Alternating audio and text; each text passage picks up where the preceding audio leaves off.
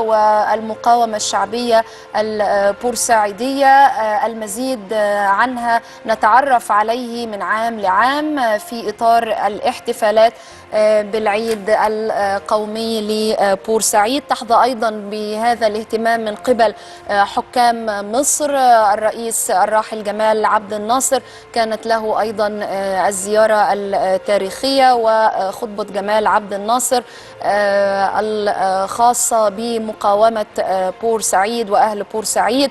وصفهم بأنهم الأبطال الذين لم يهابوا بريطانيا أو فرنسا أو إسرائيل، وقدموا الشهداء دون النظر لأي شيء، وقاموا بواجبهم تجاه الوطن.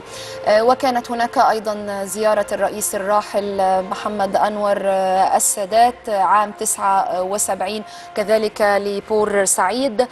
الآن نتابع على الهواء زيارة السيد الرئيس عبد الفتاح السيسي، والصورة معنا من الإسماعيلية ومشروعات الاستزراع السمكي التي تحدثنا عنها في إطار الإنجازات التي تتم الآن في بورسعيد، والمشروعات التي يتم افتتاحها من قبل السيد الرئيس في بورسعيد في إطار الاهتمام ببورسعيد. هناك بالتأكيد درجة من الاستعداد لزيارة السيد الرئيس التاريخية لبورسعيد.